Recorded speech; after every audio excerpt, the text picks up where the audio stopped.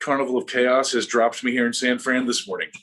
Man, I don't know if you guys follow Nathan Short on social media, but if you don't, it's always entertaining. He's here, he's there, he's everywhere, he's flying around. Pandemic, who cares? I'm going places, I'm doing things. He's putting out fires, he's solving people problems. He is a renaissance man of audio and many other things. And I feel like every time you and I talk, I'm like, oh yeah, I was working on this thing, and I assume that you know nothing about it. And you're like, oh yeah, I did some stuff like that. So I remember I was talking about car audio with you once, and you were telling me all about all the car audio experience you had. And I was like, all right, fantastic. Yeah, as a younger man, I dabbled, and even my ride now is a sleeper. Yeah, I've got some cool stuff. I sent me some photos. It's amazing. So what are you doing in San Francisco, by the way? Yeah, so I had a great presentation lined up for you guys. So I'm going to preface this right now. This is going to be the worst one you've ever had. It's going to be awful. Okay, wait. If you're about to get into it, then let me do your honor doing your introduction here. So Nathan Short, technical lead of Void Acoustics, a jack of all trades except lighting. You can find him in corporate ballrooms, dirt festivals, and touring metal, country, and hip hop. Nathan Short, welcome to Live Sound Summit. Yeah, I think we should update that thing, but it's still okay. Okay. So last year we had an awesome presentation at my buddy's studio, multiple camera setups, everything. And we were set up to do it again. And he has even better gear this year. Then last minute, I can talk about this now. I have been spending the last month out at the Virgin Hotel, which is the old Hard Rock in Vegas. Oh. And pretty much living there for the last month on the set. Oh, that looks better. Nice. I guess. Okay, cool. Hey, look, there's me. Look at I'm in the green room. It's very intimate here. It looks woodsy. It's not. We're in a basement. Nice. Yeah. So we redid the Hard Rock Casino as a Virgin. And I don't know if anyone knows this at all. You probably don't. All the Virgin properties, the Virgin hotels in the United States have Void acoustic sound systems, along with other. Nashville is a Meyer and Void hybrid with some really cool stuff in Dante everywhere going on. But most of their pool areas, the Virgin brand, kind of with the red horns and the British thing, we've got those everywhere, and they like it. So the Virgin Hotel turned into a Harman project. So we redid the inside, and then we've been working for the last month on the outside for the pool stuff, which is intense. 5 amp rooms, all fiber network linked with 40 gig fiber. It's pretty awesome. Crestron and BSS and more Crown amps than I ever want to see again in my life. We love them though. They do a good job. So, and then this weekend was the opening weekend, and we had some really big artists that finalized with Deadmau5 last night and Loco Dice, which was fantastic. So I literally got done loading out last night at probably 9:30 or 10 p.m. I hopped a ride over to another part of Vegas, do a site survey for a friend out of New York and take some video. Went back, had a drink, won a bunch of money, which was really funny sitting there. Got like 5 aces. Yeah, I was at the bar and I got like 5 aces on a thing, and $3,600 later, laughing. Yeah. So then I hopped a plane at 4 a.m. and found myself here in San Fran, ready to do an incredible upgrade at a club we did years ago. So after COVID, this club here called Monarch in San Fran, very nice, awesome room. I've been to Monarch. Monarch's great. Oh, you've been here? Nice. That's cool.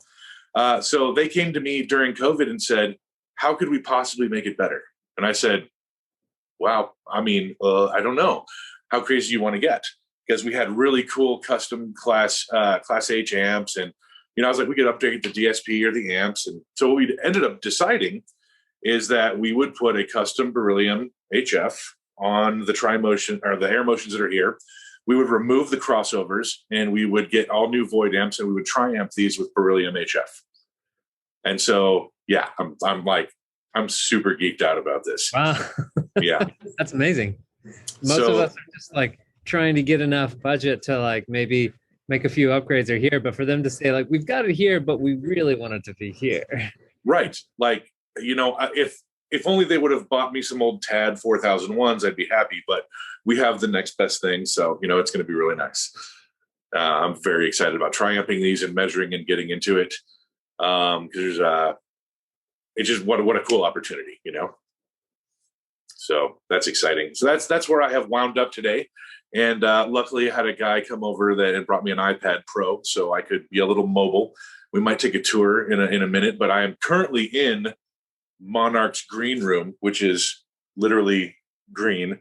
They have it's really fun. Vintage Victorian couches and the fake grass on the ground. It's nice. Oh, really? Is it AstroTurf? That's funny. Oh yeah, literal AstroTurf back here. Yeah. So I guess getting into things, and this will be topical on everything from what's happening here at this install to what we just went through at a giant corporate level. Over there is best practices and paths to success and succeeding and chasing perfection, right? So the easiest place to start with that I'd like to talk about is interconnects and connections. The simple life of a Phoenix block, the Cat5 connector. We spent 2 days on site, and until I physically pulled out this Cat5 and examined it to see one tooth was sticking off to the side, causing an intermittent connection that was causing our Dante network to fail. Like insane stuff where we're going and having to recheck manually with our eyes literally thousands upon thousands of micro connections that make the system work, right? And so you don't know. Was it this one problem that just caused you to have doubt about everything, and so then you had to check everything? Yes. It got to the point where finally, and part of it was our network stuff. When you're doing a retrofit, you're in an existing building. It's not new everything. Okay, they cut these old lines here. That doesn't go there anymore. Where did this fiber line go? I don't know. That was trenched. Oh God, they were digging a hole for this palm tree, and they just cut through all of our fiber lines here, and those speaker lines there got pulled back. Oh my God! Like, okay, punt, shift. Let's attack this from another direction. So part of the biggest things was until nearly the last day, we're chasing fiber problems and network problems across VLANs, which some people may or may not know what a VLAN is. But when you have a network switch and you want to run certain things and keep them safe, you would put your Dante on one set of numbers, and you would keep that isolated from your Crestron, which would be on another set of numbers, versus then your Harman HiQ-Net, which would be a third set of numbers. You want all those separated on what are called virtual LANs. And so until we had everything figured out, we don't know if this port and that line or if it's a network problem, why Dante's not getting between these 5 or 6 different amp rooms that are a quarter of a mile across property. And then it comes down to my network guy says it's okay. So now I have to go, okay, where's my next problem? And it turns out we were chasing tiny physical imperfections. And everything matters. So consistency when one of my biggest things is consistency when making the Phoenix block, consistency when making an NL4. I used to be mean, and we'd be training kids and interns to make NL4s and power connectors at our shop. And afterwards I'd come up and I'd yank them off. And they'd be like, dude, what are you doing? And I'm like, remember how we set that up? And I said, back the screw out 6 turns. Then the wire goes in, then the screw goes down. Are you using a positive drive or are you using a Phillips? This makes a difference. And they're like, yeah, but I'm like, well, that would happen on a show, wouldn't it? Someone yanks on a cable. Why did it fall apart? And I'm like, take mine. Let's play tug of war. Let's see if you can pull mine off. Interconnects, each wire landing, each color being thorough and methodical and consistent, because you are now going to be tying other people up with small mistakes. And yeah, I made a few on that install. This is the first time, and I have a pretty good record for my interconnects, but someone came up out of one of the pits and they're like, you reverse pins 2+ and 2- on that NL4. And I'm like, oh man. And so we start ribbing on each other because we've now been, chasing a problem for half a day. And yep, I wired a cable wrong. That's my bad, So consistency going down to the small parts. That's what I'm trying to say. Sorry. Lost my train of thought there for a second. And that's really about building things from the ground up.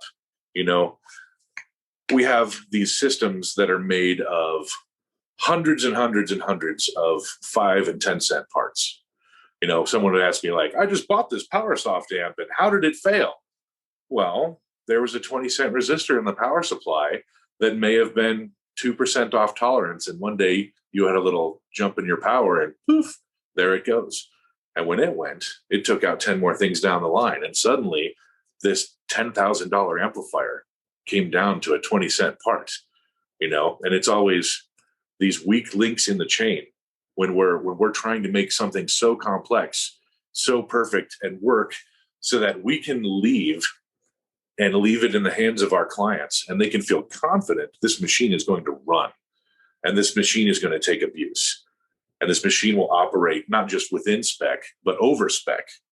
You know, we want to build in that headroom and all those other things.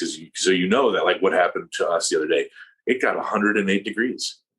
We had a custom built DJ booth that has 2 air conditioners in it that come up and force in. So you can remove a piece of wood, put in a grate. So it only has air conditioning coming up below the DJ gear where you need it, or the laptop where you need it. And these are 2 $3,600 air conditioners that are the size of window units. But the problem was there's no moisture in the air. So usually what would be helping it cool by convection and moisture was not there. It's dry. Not a drop was coming out of these things of condensing. And so the units themselves were running at 110 degrees and then shutting themselves off. So we had to start finding ways to move them and get a little air because you know, a DJ trying to run Ableton, all of a sudden a solid state hard drive and a MacBook just goes blah, blah, blah, blah, blah, blah, blah, blah, blah, blah, blah, blah. And literally we had, you know, Deadmau5 had to stop his first set for a while. And he goes, oh, hold on, we'll get this together. And then we repositioned a few things. He got the forced air a little better. And then all of a sudden the laptop stayed cool enough to not shut itself down. You know, these tiny links in the chain as we're looking, you know, a little while back, I had some friends in the South who were watching the inauguration, and you were at the inauguration. And he was saying, this looks fake. It looks all too planned and stuff. And I'm like, no, I think what you're seeing is you're seeing the difference of the former person who would talk on the mic and yell at sound people and have a lot of chaos versus what you're seeing. And you think this looks too rehearsed and too polished is a lot of professionals working together in courtesy, right? So we're not going to step into the political realm, but obviously one set of people during their term and campaign yelled on mics, turned around, don't pay that guy, blah, blah, blah, blah. And, you know, that is certainly a style of leading that we can all accept and understand. Some people loved it, some people didn't. And then you see the other thing where you have people who are so worried about their image. I'm trying to have a nice little thing with my hand on the Bible. And it's so polite. People are saying, that looks fake. That looks so real. You know, and you're like, well, no, that is what we would call a whole bunch of professionals doing their job in such a manner that you don't notice anything going wrong. They have achieved their goal. This is corporate production. These are guys that are out there hopefully getting $1,000 day rates, you know, to make sure that nothing bad happens as part of that, you know, chasing perfection. And to some people, it looks fake, but it just happens that it's coming off smoothly. Yeah.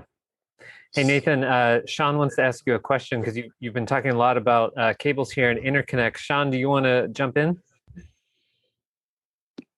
Sure. I was just curious if you build all of your own cables during like upgrades and installs, because it just sounds terrifying and I don't know how you could possibly trust anything that you didn't make yourself and know 100% worked perfectly. Yeah, that's also why we have cable testers. Investing in a good cable tester is the only way to verify what people have. And, you know, you stick it on there, you check your pins, you wiggle them around, you pull on them. I enjoy pre-made cables from reputable companies. You know, you can order stuff from Rapco, Horizon, or CBI, or Whirlwind. You know, a lot of these Switchcraft, a lot of these places make just unbelievably good cables and assemblies and stuff When I'm working with a crew, yeah, there's always a little bit of hesitation and what you're going to find when and where. And like, how's he soldering that? I don't know about that, and you're like, hey, maybe you should try it this way. And, you give yourself a little bit of ribbing, but there's reasons we have standards and practices so that we can trust each other's work. But yes, I most often will personally double check every connection that I possibly can. On some installs, that's daunting, but sometimes you just have to go take a day and go through things one by one. Some of the amp rooms we had gone in, I wish I had photos I could share, but I can't right now. We're landing these Wagyus that are down, and you have to strip the wire, push a thing in, land it, and then the other guy comes in from his trade and lands it. And we're going through, and I'm literally tugging on each little one. Oh, there's a loose one, cramming it back in. But part of it is like, if you had built your own car, would you go back through and double check the work? Yeah, you would. And it is daunting, but maybe to clarify, part of the question was it about time, or was it about just the stress of thinking about making them all? Just for clarity. I mean, I couldn't fathom building every single cable by myself for an entire install. But I'm not nearly as practiced at it, I would assume, as you are. So I just was curious if you trusted a pre-made cable, if you could have the same amount of trust in a pre-made cable as a cable that you made yourself. Yeah. And what's really funny is, part of that came from, we had to make sales and we couldn't afford pre-made cables. So we made them ourselves as part of the deal. And what I would do is I'd sit at the shop with literally a pile of NL8s ready to be made. I'd put on a movie on my laptop and I'd sit there and I'd turn my brain off and start stripping and just assembling. You line up, everything's about preparation. If I'm making NL8s or NL4s, I'm disassembling, I'm sorting the parts, I'm flipping them upside down. Then I'm going through and I'm backing out all the screws, 15, 20 at a time. Then I'm going to start doing all my cables and stripping all my ends. And then, you set it up as a factory, and part of it can be very therapeutic. I love to sometimes just turn my brain off and just get in that zone of making cables and just doing a thing, over and over, repeating. Now, I don't want to do that for my life, or a job. I don't want to be a drone in a factory, but every now and then it's good because I've got guys out here like in California, and I've gone through their cable trunks like 10 years later. And I was like, oh, these cables are awesome. Who made these? And they're like, you did. And I'm like, oh man, that's really good. I like that. That heat shrink has really lasted, and it's good to run across stuff like that, just a little pride in craft. And it just comes from, number one, necessity. And number two, sitting down and doing it, just practicing, you just do one carefully, and then you get faster at it. Then you get faster. And then, after you do a couple thousand of them, you're pretty much an expert. So, there's nothing to worry about after that, same with soldering or anything else, practice makes perfect, and the preparation of your workstation and your workflow layout is the most important thing. Easy access to tools, things organized. You don't want to be reaching over and doing one of these, trying to solder, you want to have stuff laid out nice. And then that's really that's really most of it. Or, getting behind an amp rack and getting comfortable, on a stool and having your tools there. And I love doing that, climbing behind an amp rack and landing cables, because you're then one step closer to making noise, which is really the fun part, So any other question or follow up, or? No, that was awesome. Thank you. All right. And then what next?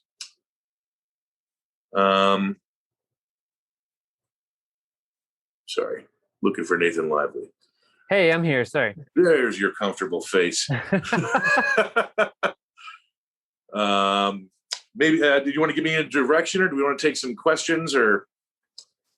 Yeah. So if anybody kind of wants to see or has some questions about anything that Nathan has talked about so far, I love this idea of you giving us a tour. I don't know if that's sort of possible with your connection with this iPad that you have, but that sounds It is possible. Yeah, can we do Now, that? it is a little messy, and yeah, I'm trying to think if there's anything I can't show right now. Yeah, what are the legal implications of this? We won't tell anyone. I'm not. See, now you've brought that up, sir. I am not a lawyer. I don't know why you would even bring that kind of question up. But let me see if I can get us mobile here and not trip while I'm trying to do this. I'll see if we can get a nice little panorama of the green room. It's really green. That's the funny thing. It's very comfortable in here. I've been in here with some very interesting things are going down. So maneuvering around all this furniture.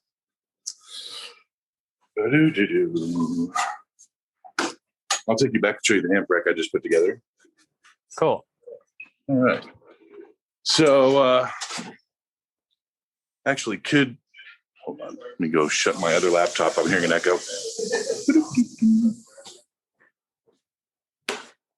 No Red Bull.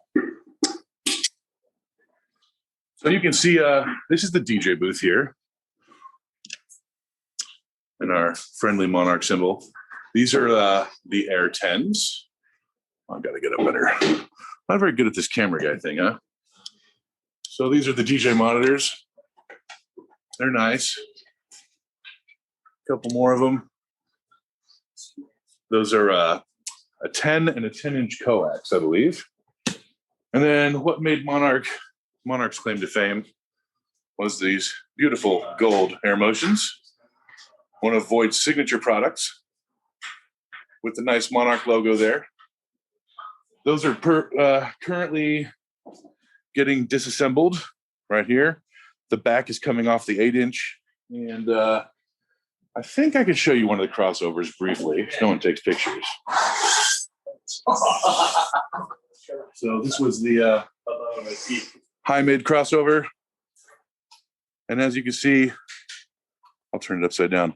There's a nice heatsink there for our passive protection network, which engages if you try and send DC to it. There's a couple transistors and a circuit on there that will take that DC, turn on, and turn that nasty square wave into heat and get it out of the circuit without altering the noise too much of what you're passing through. And a little more elegant than a light bulb, right? So the other cool thing about this install is you can see the subwoofers here are built right into the DJ booth. And if I were to go around back and show you, this DJ booth is 4 inches of concrete that goes on 2 pylons down below the subfloor. It don't move. It Amazing. doesn't move at all. Yep. So for a long time, everyone was like, floating. We're going to do floating DJ booths and do all this stuff on rubber bands and suspension. And I, coming from the production world, said, highly impractical. Nothing's worse than watching a DJ try and spin vinyl. How are they going to scratch? What if we're doing hip hop? And I said, let's go the opposite direction. Let's make something so sturdy, so immobile, it can't vibrate.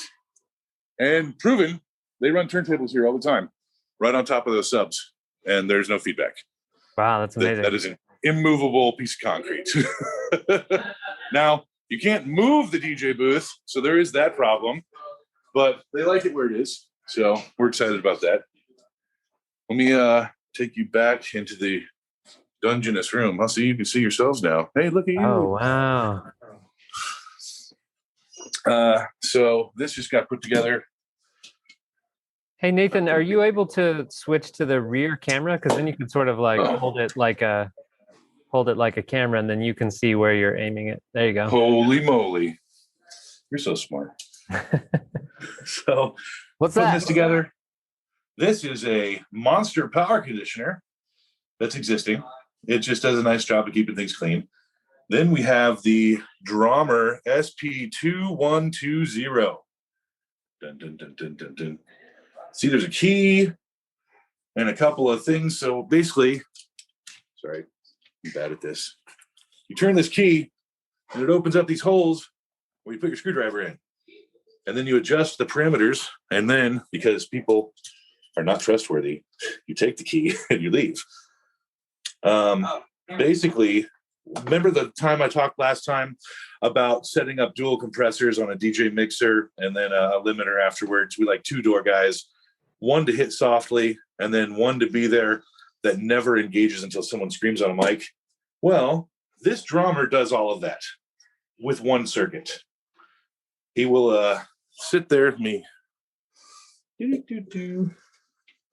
He'll sit there and be, let me get my finger there. He'll be like, tickle, tickle, reduction, tickle, tickle, reduction, tickle, tickle, reduction. And then someone screams on a mic and it goes, wham! It comes back nearly transparently. Then we got our new Void amps, which, PowerSoft OEMs for us. We love them. They love us. So we got a whole bunch of power going in. These are our we got a 2-channel amp for the DJ monitors. It's hard to hold this tripod. 2-channel amp for the DJ monitors, small 4-channel amp for the tweeters, small 4-channel amp for the mids, bigger 4-channel amp for the 12s, and then the monster. This is our, it's the X4. It's our version. And that's going to run all the subs and the 21s, which we need to get one repaired. So I'm going to walk back through. Oh, yeah, this is much better to show you guys the space. They're also putting up some new fancy LEDs. They look really nice. The guys are doing a great job. I just met them. There's a little better view of the DJ booth. Yeah, those are so cool. These guys are all working, doing nice stuff. You want to say hi to our local Void crew? Hello. What up? Being safe wearing a harness, right? Good. Yeah. Good job. Yeah. Say David Harness is going to play? Shh. Now they're being jerks. All right. Back to the green room where I can get away from the hooligans. All right. Okay. So there's our little preview. And yeah, I'm very excited about this one. And then while I'm here, since COVID's over now and everyone's about to make money again, every single install I've done is now begging me to come back and do a little checkup. Let me raise this. Oops. I pulled that right out. God. Oh, this is great. Looking like a pro, huh? So Nathan, what are the next steps? You've got everything in place. Yes. What are the next steps with this install? So right now, as you saw, the guys are reassembling the speakers. We took the crossovers out. And so they've got to make a choice of either using a butt connector to go back to the 12. I don't really want to pull those NL4s apart and solder them right now. I think a butt connector is fine. Nice crimp, solid mechanical connection. And we rewired the 8 through the same NL4. And we ran new wires to the HF. So those guys are putting those together. I stopped to have a meeting with you, which I love doing. Happy to do it. You're always a beautiful smiling face. And then I'm going to go play rack troll. I'm going to go behind the rack and we're going to tone out the old wires, make sure that they're all good and running. So I don't know if anyone's familiar with the Fox and Hound, as they call them. A line tracer, as it were. It's a little box. I could go grab it if you want and show you how. You know what? Actually, that'd be really fun. I'm going to, because we're mobile, right? Let's go look at a few tools. Sounds good. All right. So one of my favorite things in the world comes from old Ma Bell Telecom time. It's called the Fox and Hound. To some of us, I have a lovely one here made by Fluke. And we'll go back to the other room where it's quiet and I'm not disturbing anyone and show you how it works, because it is one of the most essential tools beside the multimeter that I carry and my good little flush angle snips. Things to cut wires, things to tone wires, trace wires, verify wires, right?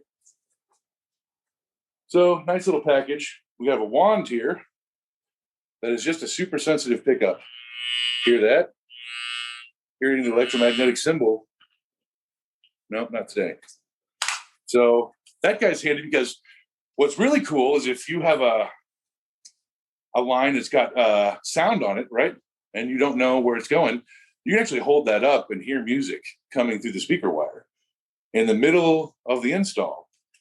So this guy right here has a little Cat5 connector and then 2 lovely clips. So these are for safety.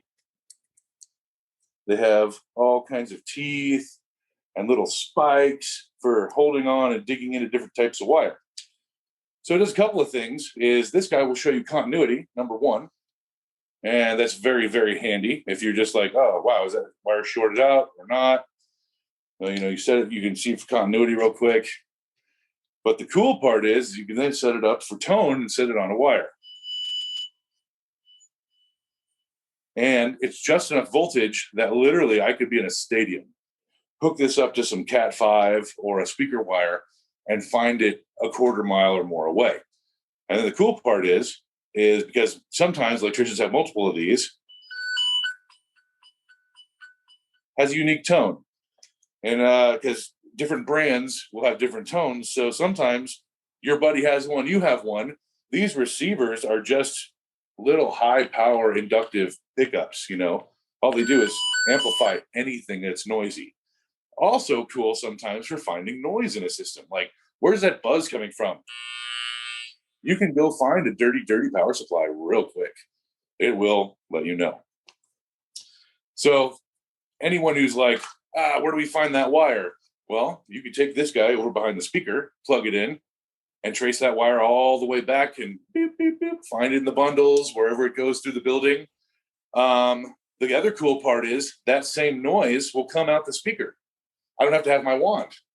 So if I'm behind the amp rack and I want to know which speakers it's hooked up to, the speaker will, not very loudly, but just enough, it'll go, beep, beep, beep. It'll say, make that noise, because the amplifier is just powerful enough to make your speaker go. Harder to hear on woofers. And also remember that sometimes it will not be an accurate representation. I found that out the hard way at Dallas, where one of our amps went 185 volts DC. We're not sure how. Took out the woofer, but the tweeter was still there. So when we were ringing it out, I didn't even think the woofer wasn't working. And go to plug it in, I was like, oh, that's a nice tweeter. But it toned out. Oops. I wasn't really listening for a woofer, was I, on that tone? The things you got to think about. Because if an amp goes DC, of course the tweeter might survive. We hope the tweeter survives. It has a film cap ahead of it, which does what? Blocks DC. Part of the reason it's in a protection network in the first place. So one of my favorite tools, this is the Fluke. I had the new one. Never mind, I can't remember who makes it. There's a new one at Home Depot, and I don't like it. I go for the Fluke. The Fluke is great. It's more telecom. It's more a little robust. One of those things like, good enough for Ma Bell should be good enough for me. So they kind of invented half these tools anyway, and it's really worth looking into how some of the old guys did it, So one of the most essential things I own, this guy right here. He tones, he finds, he traces. That and my multimeter get a lot of good things done. Yeah, that's amazing, because you might not just want to know what's happening on this end and this end, but like follow it through conduit and walls and stuff. That's exactly right. You can actually put your little wand up to conduit and hear that, because sometimes you just don't know. Did something get cut behind a wall? Did a plumber go to core a piece of concrete and go through a whole bunch of my speaker cables? You don't know, but you do know if you're tracing this through a wall that, my signal stops here. That's a high impedance air gap, as they call it. Well, Nathan, I should have asked you while you were in the amp room, and I don't even know if you have space to show us this, but Mike Reeves says, would love to see the cable layout of the amp setup. Nope, not yet. It's ugly. We literally just got this in the rack, and I just got done tearing apart the old stuff. It is a spaghetti mess. It is not pretty, and it is not worth showing. Got it. This is a retrofit. This install got done. Oh man, 2009 maybe. I can't even remember now, but it's been here. Almost going on 10 years. Maybe it was after that. It has to be after that. I don't know. I'm gonna have to look that up for you.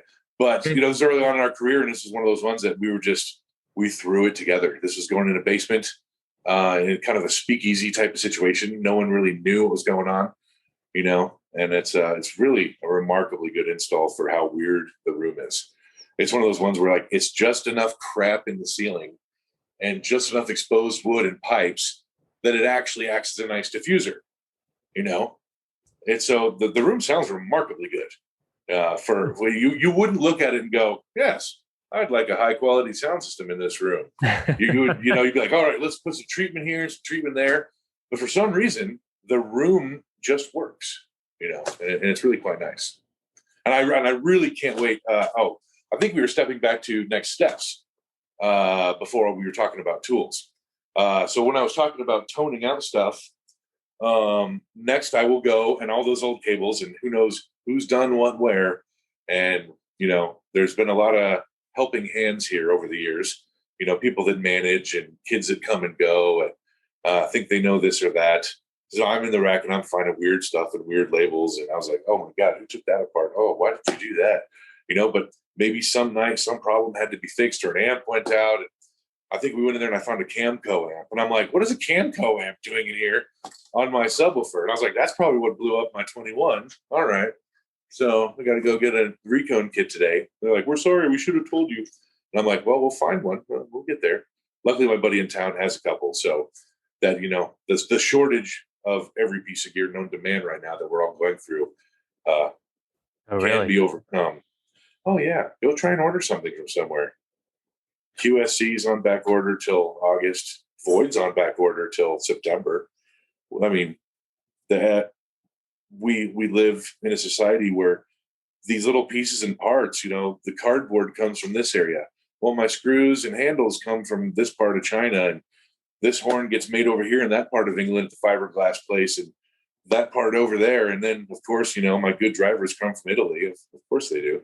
Why wouldn't they? You know, all the best ones do, except for a couple of our custom ones. And then we have this, you know, the global pandemic is catching up. Everyone wants it now. Not realizing that, you know, that little thing that happened in was it the Suez Canal? You know, literally started a chain reaction to where you can't get containers out of China. You can't get containers to England. You can't get containers out of Egypt or Greece. You know, it's a big problem.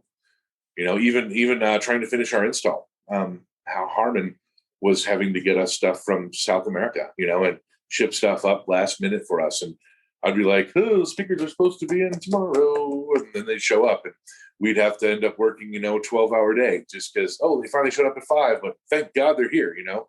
They pulled them from somewhere. You know, we did our opening weekend with some older subwoofers because the new ones are so new, you can't get them. They're supposed to be smaller and 3 dB louder off the same amp. And I was like, I don't know how you're doing that, but send it, you know. Let's plug those in. I'm excited. As I grow older, I start to appreciate some of the things JBL does more that maybe I didn't when I was younger because, oh, no, I like Nexo, or I want to go, ooh, those PS15s, those are so trendy. And, oh, I'm an acoustics guy or this and that. But there is a rugged practicality to the way JBL does things. They may sacrifice what some other people have in a little bit of fidelity for absolute bulletproof ruggedness. Discovered one of the things in the 4x3500 amps as we were going through. There's a whole testing suite built into that amp. Like you could go through and run signal and trace and impedance on all the channels, on all the drivers, and save the traces. And so we were going out, and these speakers that have been out in the sun in these pool parties for 6 years, we had to go and recertify and re-verify them. I was like, well, let's just run an impedance sweep. You know, just kept doing it over and over, and you saved little screenshots, and then you could actually overlay them. And I was like, they all match. I was floored. Aside from a couple boxes of blown HFs, these woofers still had the same impedance trace. And one reason I like to do that also is if you keep tracing them and keep tracing them, and you notice one that's got like a dip or a spike, usually that means there's a hole in it, like somewhere. Either a loose screw, a hole in your wood, maybe a panel that's vibrating, anything that's really out of spec. You're like, okay, set that one aside. Let's go through with the fine-tooth comb, bang on the box, rattle the screws, go through and tighten things. Something we learned years ago with Martin Audio. We'd go do service for our buddies at Technotrix, and the WSX is a single longhorn loaded sub. Had a great RCF LP 300 driver in it, which was then upgraded to the BNC TBX 100, which was a great upgrade. But those drivers, wood, people have to remember, is a living, breathing thing, right? Even though we've killed that tree and that box is out there, when you get it wet, it's going to swell. You get it hot, it'll expand still. We glue it and we screw it, but then we put these transducers in it that all they do is violently shake for a living. And I still don't know why no one's ever not made a Nylock T-nut. Could we get on that? You know, that's all I dream of in life. Look, we got a group of smart people here. I feel like we can work it out. Like T-nuts, I love them. There's a fatal flaw. They loosen, right, over time. We have a Nylock. We love putting Nylocks on things because there's a small ring of nylon in that nut. And as you crank it on, it forces the threads into the nylon. And unlike Loctite, which you can break and get out, the Nylock doesn't move. Well, why can't we combine a T-nut with a Nylock and make things that won't let our drivers vibrate out? I mean, we need smart people on this right now. So, sorry. I'm digressing. So what we would do is we'd go through on these Martin Audio cabinets, and the woofers in there is a sealed chamber, is so violent that you'd have to go through them a couple times a year, take the panels off, tighten the woofers down again. And then what we found by one of the really smart guys, he would go through and he didn't like putting thread locker on them because you can really mess up a screw with the right kind of thread locker, right? It'll really not want to move. And unfortunately, these are things we have to work on. So he would go, and a pro tip, he'd go grab the old nail polish. And just a little dab of nail polish is enough acrylic to keep things from vibrating and moving. But if you have to, you can easily break that with a screwdriver. So we'd go through and we'd tighten things down to, as much spec as possible, and then reassemble them, and we'd sweep them again. But you could almost get to the point where we'd go through with an oscillator also. That's another fun way, is just on your phone, just go, and you will find, even if a driver looks perfect, mechanically feels perfect, if you sweep it long and slow, you may find that at 166.2, the tiniest tear near the dust cap will just go, you'll excite it. So I've always been a fan of running an impedance sweep to look for anomalies, and then also using a physical oscillator to slowly roll through the frequencies, because any imperfection, once you find that resonant frequency, will just yell at you. Whether it's a loose screw in a grill or a hole in a cone, it's just one really great way to know if you have any damage or not. Nitty gritty. So that's where I love testing and sweeping. So I will go behind the rack, and once we put the speakers back together, I'm going to take my trusty toner, and we're going to verify the cables are what they are.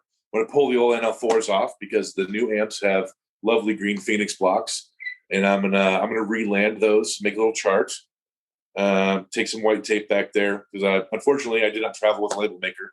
I should have, but you can only put 50 pounds of tools in a bag.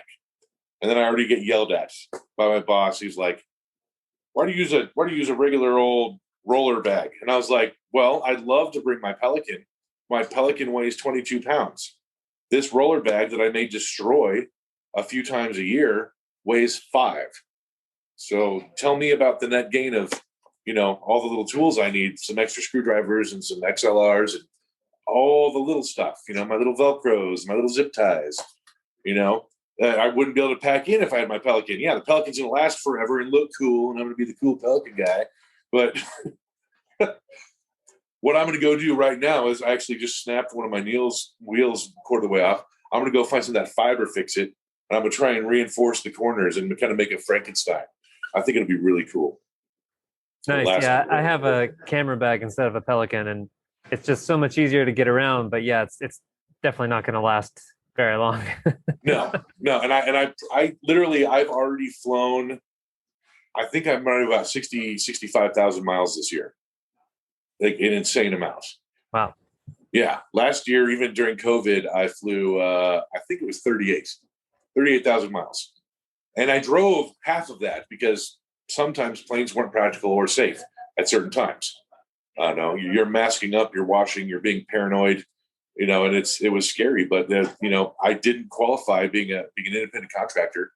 I've only got a couple people that pay me by W-2. Everything else is 1099, W-9, W-4, independent stuff. So when I went to try and qualify for that good old government aid in my state, I qualified for $75 a week. Sitting at home and isolating was not an option. When we were getting the extra 600 from the government, yes.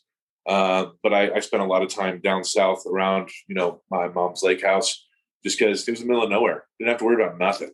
You go to the corner store or Walmart, whoop-de-doo, Other than that, I'm out with the bugs and the fish, Chicago was just too much. So, but getting back to the next steps in the amp rack, after toning out the speakers and verifying where everything is, we're going to land our amps, and then we're going to verify our signal flow. I'm going to go play some signal through them, and then open up my beautiful, beautiful Harmonia suite, which is my favorite DSP environment in the world. What makes it so great? Huh? What makes it so amazing? Well, number one, it sounds good. So, not that software can sound great. Maybe, yes, no. But they have done some things in Harmonia Plus where I used to love the old Harmonia, right? And we were really stuck in our ways. And then it seems like they got together with some lighting guys, and they figured out that the lighting guys have this cool stuff where they drop in fixtures and then they ID them, and then they put them on a grid, right? And Harmonia Plus took a little bit of that. So the awesome part is I can work it a couple of ways. If I want to start offline, I go in and, I go in my marketplace, I type in Void, I pull up my amplifiers, I download them all, I download the speaker profiles. And it's so super handy to be able to do that online rather than go to a website and search for this, search for that. They're always up to date. I just got done, took hours and hours and hours, but I took the old SPK2 files and made new SPK3 files for our legacy products for Void. And that was hours and hours worth of work, transcribing those over, opening them up, putting the picture in, saving, making sure the wattage is right. High Z, no. I guess I should say thank you.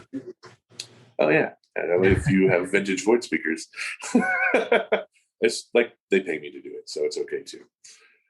And then so in one half, you build your amp racks, and in the other half of Harmonia Plus, you go through and you pick your speakers. And if you want, you can upload a background picture of maybe your venue, right? And you can actually populate the speakers where they go, which I like to do. I don't always put a picture in the background, but I lay them out logically. Like, here's my DJ monitors, here's my subs, here's my tops. And then you populate a couple of cool things like advanced groups. So you pull an advanced group down, and this speaker, this speaker, this speaker, this speaker are now part of an advanced group. When you click on him, he opens up, and that's one EQ then for that group of speakers. That's a different delay for that group of speakers as a unit. And then you can assign the speakers to your amp channels. So it's all just very well laid out logically. And it was almost a pain to be working in BSS again, and I almost feel like it was taking 3 steps backwards. I was like, wow, if I had Q-Sys or Harmonia, this would have been done. This whole plan could have been done in 2 hours. I felt that, the BSS being a little archaic, but it's an end-of-life product. They keep promising us something new. But, you're digging through amps, and you're pulling it up this way, and you're closing it that way. Whereas the new softwares have just done some amazing things where I can work with groups and things and put that in an area, and then delay him as an area, and put these in a group and delay them as an area, and nothing's fighting each other, It was like stepping back to BSS. I'm like, oh, God, I'm clicking, and I'm here, and I'm here. I could do that, but then I have to make a custom page and feel like a Crestron programmer typing in code, which we had to do for our Crestron people, give them control points. But they've done just the guys that are working with Q-Sys and Harmonia. I just think they're such a cut above right now. I really love them. I'm not disparaging, Symmetrics or anyone else like that, but when it comes to my personal favorites, I love Q-Sys and Harmonia a whole lot. So we'll get everything routed in Harmonia and built. We'll build our show file, as it were, and we'll push that to the amps and match them. And then the really fun part of measurement starts again. It's going to be very, very fun to reevaluate this room, 10 years later with the measurement experience I have now versus the old run and gun we used to do. Yeah, we'll tweak here, we'll tweak there, that sounds good. Let's delay that till it sounds right. Well, we know a lot more now, and I'm excited to get some of the modern tools in and really dig into the nitty gritty now. So yeah, especially triamping those. So, let's get the mic up real close by the ceiling and, let's get that exactly 3 feet away from the center of the access to the speaker, and let's ride a 3-way crossover. I'm super stoked. Yeah. So that'll be the process. And then once we get that done, it'll be some playing with the spatial delays in the room. Left, right is left, right, but your surrounds, well, are we going to get near the Haas effect? Are we going to have a 0 point? How are we going to make the delay of those rears open up that image of when you're on the dance floor or close it down? That's a good save. I like that. Yeah, because but there's certain things I love when people talk about, and they're like, you can't have a stereo source and then rears because phase and they're like, listen, when we're building an That's not how I entertainment- talk. That's not how I talk. No, that's not you. That's not you. That's a consultant. I know. I'm just kidding. That's Guy Consultant. We don't like him sometimes. Guy Consultant. That's comb filtering. Yeah, of course it is. Guess what? My B&Ws aren't a 100% perfect synergy horn, but guess what? They really sound nice. I love my B&Ws. They're vintage. If it was good enough for Mastering the Wall, it was probably good enough for Dark Side of the Moon. Sorry, it was probably good enough for me. But some people get so down to the nitty gritty minutia of, well, you're playing a 63 hertz sine wave and I'm getting cancellations here and here. It's like, well, I'm glad music isn't nothing but sine waves, right? And it has breakup and modes and weird triangles and dips and flippity boops all over the place, unless you're getting into some of the hardcore techno. And yeah, then sometimes we are amplifying hardcore sine waves and really stressing our speakers.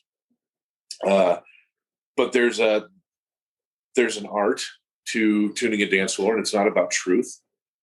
It's about comfort. It's about telling a story. It's not a perfect painting. It's some bit of cartoonishness. You don't want too much truth, because once you start answering every question no one asked, all you're really doing is making a lot of records sound bad. You need a little bit of Vaseline on the lens to make everyone look pretty, right? That's why we have filters built into our phones. Everyone loves it. Look how good my skin looks. I'm 41. What's up? So tuning a dance floor sometimes is not about 100% absolute truth, because it can't be. If it was, every other record, you'd be like, oh, God, that sounds like ass. Sometimes we want a tube pre there to warm it up. We want to take those studio tricks, those hi-fi tricks. Sometimes I don't want to run every part of my gain structure 0, 0, 0, 0, 0, 0. There are points, and we might figure this out when I have the beryllium on here. I may need to take my amplifiers and pull back some of the gain. Maybe not run it at line level input. Maybe we go back to the old 26 dB instead of 1.14 sensitivity, and actually use gain and run a higher preamp stage before the amplifier. We don't know yet. That's all the fun of what's going to happen when we start tuning and discovering all these changes we made. How are they reacting in the room? Was what we had before better? Oh my God, what did we do? Did we just put in a bunch of digital amps? Whereas before it was all super cool, all smooth, Class H and AB, front stage with some old school, processors, and now we're going all super high tech. Maybe it'll be too clean. Maybe people won't like it. I don't know. Can we tune around that? Oh, geez, I don't know. It's part of the stress, part of the adventure, and part of the discovery. Maybe I'll have to have a high shelf that comes down and does things so we don't hear too much airy noise out of that sweet, sweet beryllium. I don't know, but we'll go and we'll find that out. And step by step, we will optimize that so that when the DJs play, they're comfortable. And when the people are on the dance floor, they're nothing but smiles and happy. As at the end of the day, we're here to make people happy. And it's kind of a really cool thing. Yeah, when does that happen? Because I've been doing some work recently, kind of wondering how can I make this result in the client being happy with this, since I don't know what they're hearing and I don't know exactly what their tastes are. So do you have an opportunity to stand there with the end client or to work with the DJ, or are you going to be there for a few days, after they launch, but you're going to be gone? So how do you kind of set it up so that people are going to be happy? So this client is a client I come and I see multiple times a year. I know exactly what they want. I know what the owners like, their studio guys. I know what their expectations are. And I've done all their other clubs. So they're familiar with the brand I deliver. I'm familiar with what they're looking for. And they're into a very, very specific thing. Hi-fi on steroids. These are studio guys through and through. And they want the sound of the studio times 100 in amplitude with more bass. So that's what we deliver. Over and over, which is kind of fantastic. They're audiophiles. They come in with special tracks. They're all studio cats. So there is no you're an old rock and roll guy that blew your hearing out in high school playing in a garage band, and now you think 2K5 and 3K15 need to be at +6. Sweet. Okay, and we run into that too. Jaded older sound guys where I'm not really feeling it. And I know you're not feeling it because you were in that garage band as a kid and it was already gone back then, buddy. So you only know how to mix here. And I get it. You're really good at mixing here, but not all of us have to live there with you, and put my earplugs in and enjoy myself.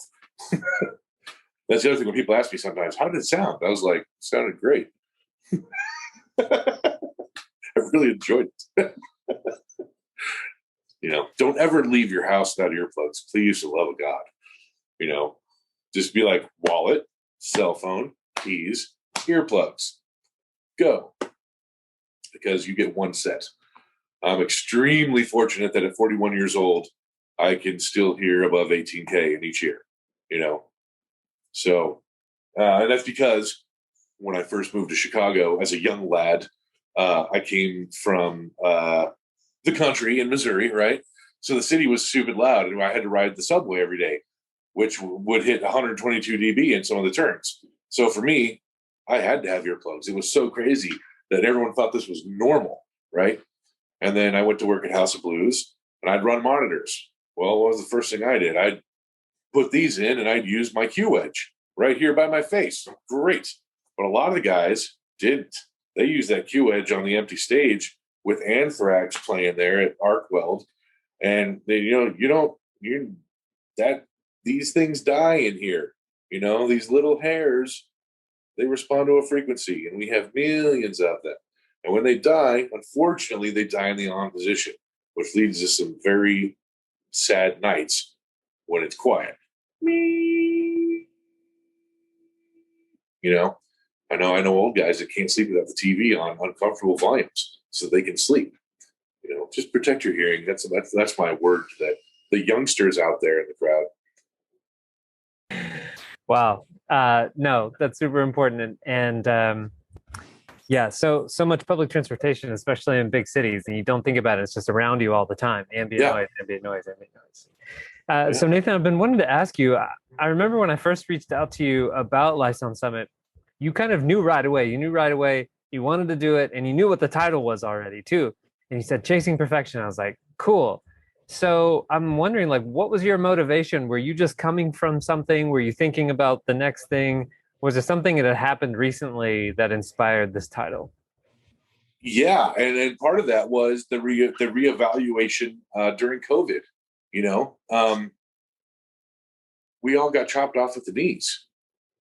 I'm going to get emotional thinking about it, but everything I spent the last, 20 years fighting and striving for to just to have the opportunity to install some of these places, to do these shows, to work with these clients, to help deliver a brand that I think is unique and important, right? I don't believe in some other people's work. I just don't. I don't believe in your flavor of the truth. I want to do something more special and different. And during COVID, it all so instantly got taken away from us. Every festival, the bars, you couldn't go anywhere, live shows, church. Wow, you can't even go to a church, right? And all these places, people have their outlets. People go to the bar to have an outlet. They go to their church for an outlet. They go to the concert to let it out. They go dancing at the nightclub. This is how people relieve their stress. This is how people bond and communicate. And it's something that I absolutely love, and I love being a part of. I love going to mixing gospel. I love mixing blues. I love being a part of wherever people are having an emotional experience. And if you can deliver quality that people don't then think about the sound. So it's one of the most wonderful things. Just go and enjoy it. Their brains turned off. They're not thinking about, oh, that's snare drum, or there's feedback or a honky guitar. If you just deliver something to where no one thinks about it and the experience happens, and the experience is communally communicated and enjoyed by everyone, it's the same thing that I would want from a church service. The same thing I would want from my nightclub dance experience. Same thing we deliver when we do hi-fi in a restaurant. You're sitting there eating delicious, delicious food. Well, what's worse than a chaotic environment where I can't hear the conversation and talk to you? We make a lot of money soundproofing and putting small subs and little speakers in various places in restaurants now, because owners are starting to understand that if you're spending $100 on a steak and some sides and some, Tuscan bone marrow that comes with shaved croutons, I don't know, get weird with it. The rest of your dining experience should match that.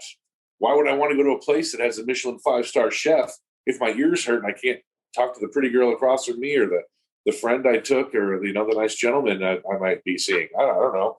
You want to have it's part of the experience. I don't want people to have stress chemicals in their brain. I want their brains turned off. I want them to come and enjoy and everything to be comfortable. Imagine, going over to your grandma's house and smelling a fresh baked pie as you walked in. Everything was okay and warm and smells sugary. And it's that you want to have, it's like hugging a teddy bear. How do we just make people happy and not engage their stress? I'm not saying there's not places for stress. Sometimes you want to go to a Helmet concert and, dance in the pit and punch some people. That's all cool. That's an outlet. And people enjoy that. And I used to go to this really cool goth industrial nightclub and hang out. I loved it. Everyone was really weird and wearing dark makeup and listening to Depeche Mode. And that was cool, man. I thought I knew you from somewhere. Yeah. So when coming about talking about chasing perfection, that was a thing that really hit home to me over COVID, is because everything was taken away from us. And I know a lot of people that had to leave Chicago, move back in with their parents. They had worked their entire lives to go work at a place like House of Blues, to have their career and their job taken away for an undeterminate amount of future time. I'm lucky that I recognized a long time ago that I needed to be multifaceted. So always, hey, there's been money out there to hang TVs. You can crimp a Cat 5 and hang a TV. You can make money. It doesn't always have to be the cool sound stuff. Sometimes you got to go and sweep a warehouse or sit there and make an amp rack and solder some cables. But if you're nimble and flexible, there's ways to get out there and do it. So when I was talking about chasing perfection and how to talk to maybe some younger guys that are out there, I had a wonderful opportunity to do that during the shows while we opened up the Virgin. There's this young lighting kid, and he was doing some of the visuals. He was getting upset about some stuff and trying to do X, Y, and Z. And I was like, oh, I remember what it was like to be a young pup and not jaded yet and be so excited about life, dancing around. And he said some stuff, started bringing some stuff up, and I was like, whoa, whoa, whoa, whoa. I was like, hold on, man, change your perspective. I was like, number one, I don't need to know that. Number two, it doesn't serve either of us. You're gossiping. And I'm like, number three, you're going to go a lot further in your life if you learn to not point blame. Yep. And I learned this is why I do a lot of work in Japan and China. And you may look at the guy and know that that's the guy that cut the wrong wire and messed up the thing, but you can't say it.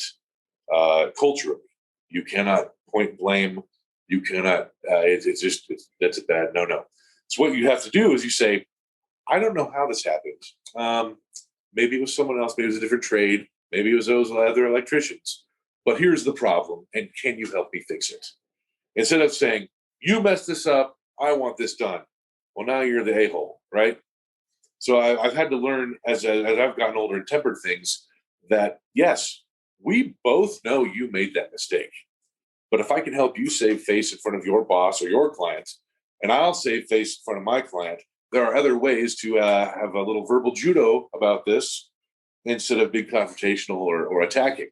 And that's one thing I was trying to teach this kid. I was like, man, there's so many better ways to say that than, hey, you messed up. You need to fix that. Cool.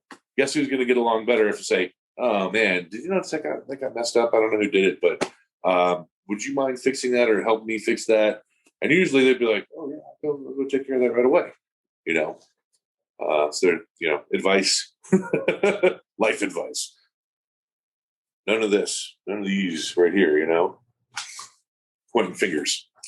You could say. Because we just want the thing to get done, right? At the end of the day. Now, eventually, sometimes you may have to put that foot down and say, listen here. Yank some Quit cable effing down. up. Yeah. You got to put the foot down, which, sometimes you have to do with other trades or even some of your friends, It happens. But to pick and choose your battles, that's a big takeaway. So, back to chasing perfection. It's the minutia and having the little things all make the big thing right. Lots and lots and lots of little things. Like let's put it this way. Me and you have 2 rooms, right? And you're going to be Johnny Do It Half-assed, and I'm going to be Mr. Optimization, right? So you're going to go in there and be like, I'm going to crimp my wire and do this and put the install in and do this. Well, if I take a little bit of extra time in each little step, and I make sure that each termination is just a little bit nicer, or I say, hey, let's make sure our power is run this way and our cables laced this way away from our signal. I think of it as these little things like this is adding a little 1% here and a little 1% there, a little 5% there. Let's put some extra fluff on the ceiling over here that wasn't really necessary. But at the end of the day, if we compare both things, the one you did, the one I did, I'm hoping that all the little things that I did make a big difference at the end, that you just go, I don't know what's different over here, but it's better. Every interconnect, the way we run things, our angles, our attention to detail. If we take care of the minutia and the detail, the end result should be 20 or 30% better than someone else who did it half-assed. And it's an important thing. I'll tell a story about where this comes from in my life. And my late father, he was a carpet and vinyl installer, and he was given a chance by this one contractor who did all the multi-million-dollar homes. So we did this job, and I helped him with it. And it was a place where they were in there, and custom cavity was going on, and guys smoking pipes, and oak and hardwood, and these were really, really well-built houses, built like tanks. And the big contractor comes in to see my dad's work, and he goes, take me to the bathroom off the kitchen, the one no one looks at, next to the pantry. And he goes, cool. And he goes over and he looks behind the toilet. And behind the toilet was a seam in the vinyl that my dad had taken the appropriate sealant and done and back there. And he goes, oh, you put seam sealer behind the toilet. My dad goes, well, yeah, it's a moisture area. You don't want that to peel up later. And he goes, that's all I need to know about you. The one place no one would look. Did you take the time to do it right? Did you put in the extra effort? Did you go the extra mile to deliver the best thing you could? So that was a lesson I learned early on, and I was very, very proud. And then sometimes I remind myself of that when I'm wrapping a cable half-assed, throwing it in a bin or leaving some stuff lying around. Is that my best? I don't think so. Could it be? Take the extra mile. We're trying to do things a cut above. We're trying to deliver a better product. We're trying to deliver something more wholesome. Maybe we're trying to deliver something more evil. I don't know. But it's about delivering, and it's about results. And those results come from the minutia and the little things. And they do add up. So, Yeah, I think questions? typically people try not to put a dollar amount on that or a value on that. And they just say, you can't point to one thing, but altogether, we put a lot of love into this and it added up to this thing. But you've done so many installs now and so many shows, and you've seen how things have played out down the road.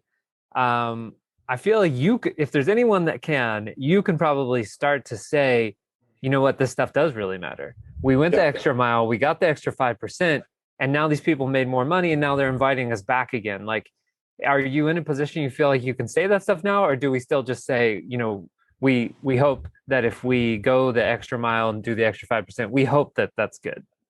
Yeah, there are going to be clients that it doesn't matter. They're always going to go, X, Y, and Z and do things. But then you will have certain clients that are special, like these guys here. And I've done all their clubs now. They understand that we go the extra mile, and I see that with their clients and the way they deal with their people and their employees. Wow, I'm friends with these people now for a decade. I stay at their houses, we hang out. Kind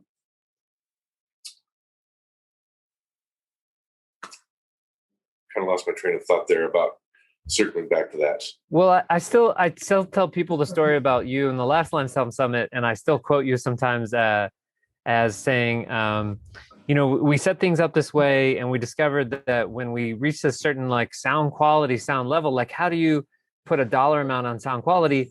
And you said, we discovered that when we did things this way and people were happy about it, and there's not too much noise at the point of sale system and stuff like that, that people stay for 2 more drinks. And then after a year, you have your sound system sold. And that just put it in such tangible, results oriented, okay, it's really worth it to do this work. Yeah, absolutely. And it was really funny is one of the places I discovered that at. We were recently there revamping their system over COVID. They had a water leak. The whole place got destroyed.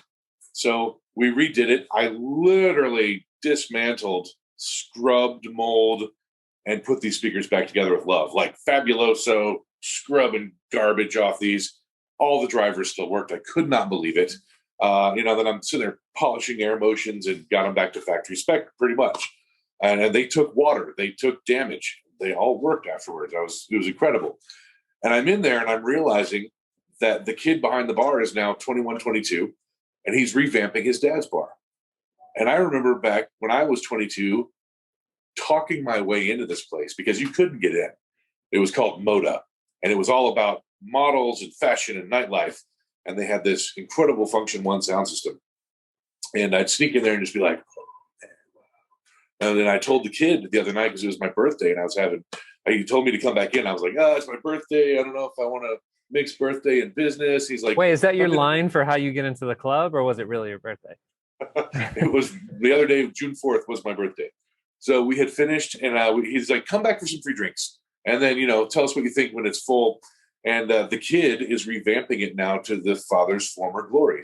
And I stopped and I told him, I was like, dude, when I was your age, 22, 23, I knew one bartender, and I would talk my way in to say that I was coming to see him so I could sneak in here. I couldn't afford the cover. I couldn't afford to get past the door guys.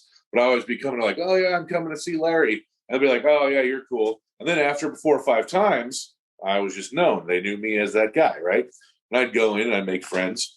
And that was one of the places where when I was young and I'd be trying to talk to my bartender friend, I realized there was a number of loudspeakers pointed right at the point of sale, and they were screaming.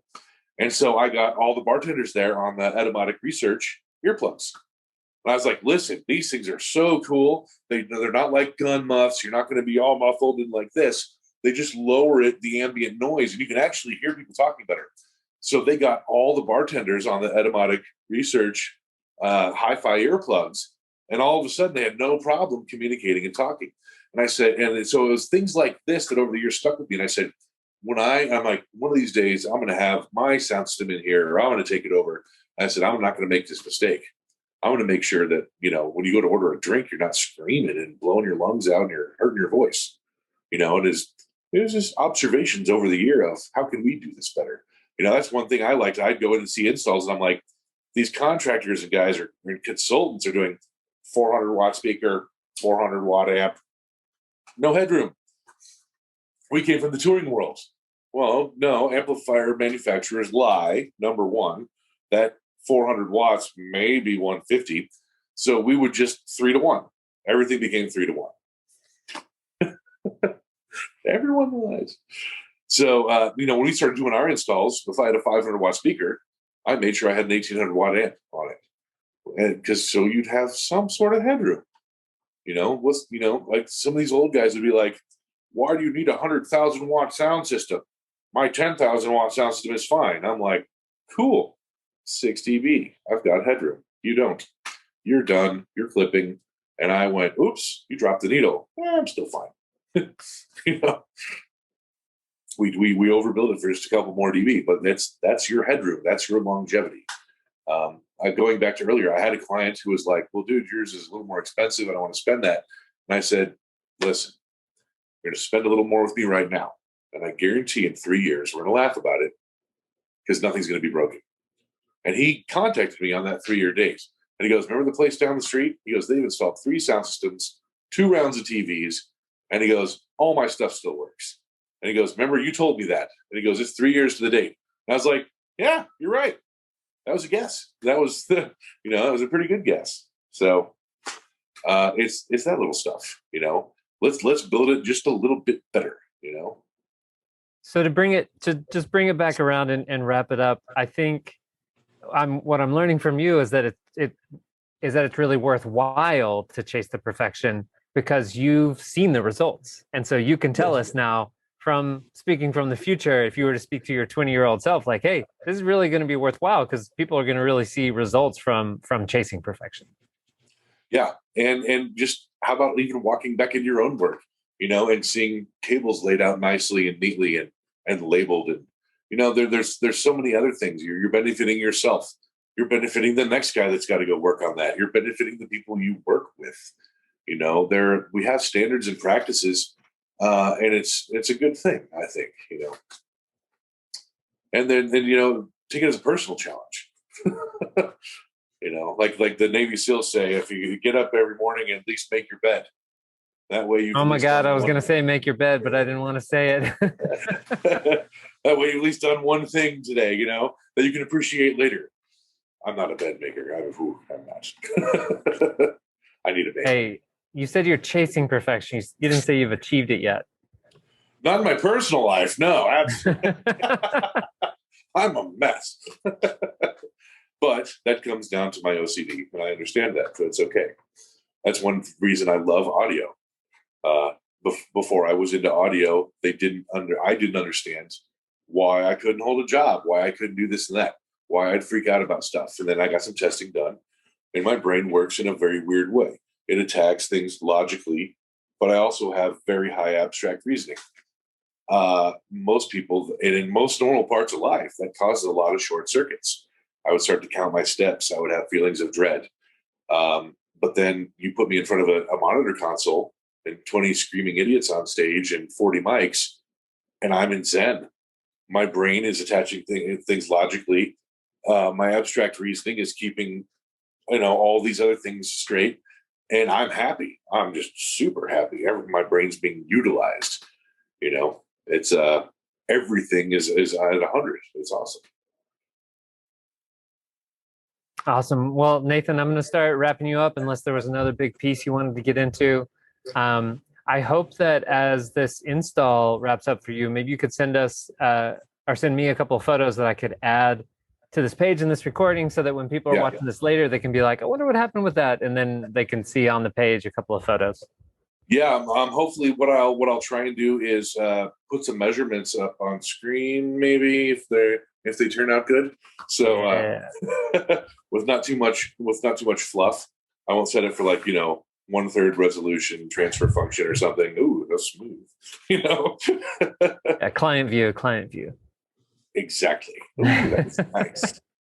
But yeah, I'll try and get some high res photos and maybe a couple videos once we're getting close. But it'll be very exciting the next 2 days. So Awesome.